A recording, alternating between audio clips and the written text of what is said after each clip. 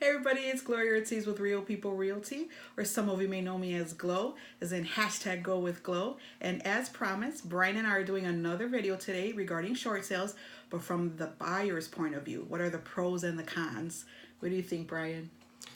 Well, Gloria, I think one of the pros of buying a short sale property is that you can get a good property at a good price.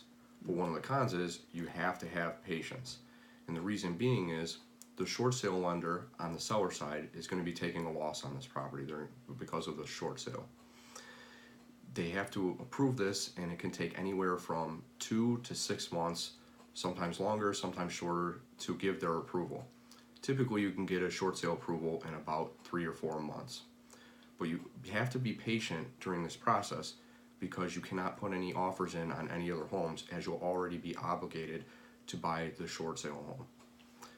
One of the other pros about buying a short sale is that utilities will likely be on and the seller will still be living in the property. And the reason that is a pro is because you can do a home inspection right out from the outset of the contract, and if you have a mortgage that you're going to be using to buy the property, your lender can do their appraisal because the utilities will also have to be on for that.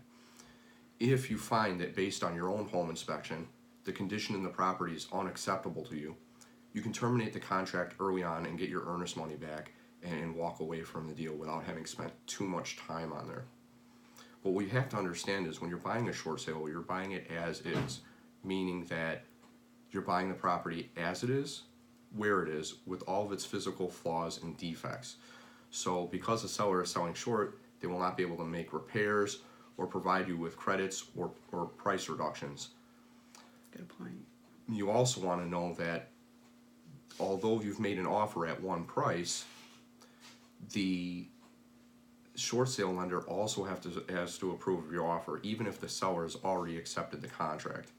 And so the short sale lender is going to have an appraisal done, or more commonly they have what's called a broker's price opinion, or BPO. And that's an objective basis where they can say, this is what we believe the property is worth. However, the BPO might not take into account the fact that this property needs some repairs.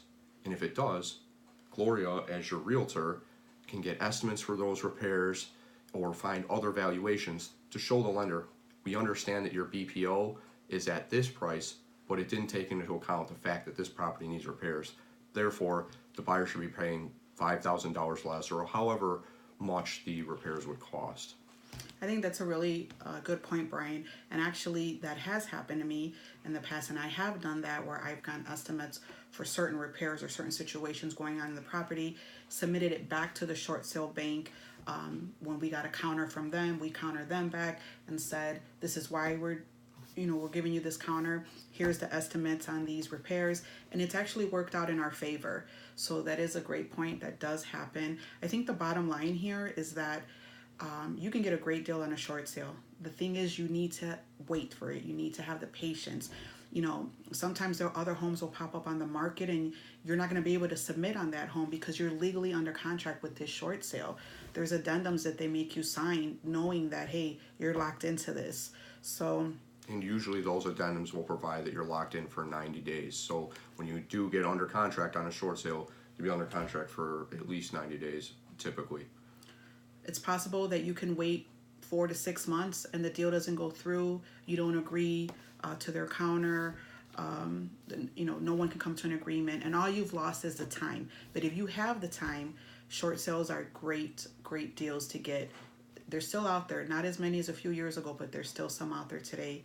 Thank you guys so much for tuning in today. If you have any questions for me or for Brian on any real estate issues, not just short sales, please feel free to reach out to me. My contact information is on this page. And if you need to get in contact with Brian, I can put you in contact with him as well.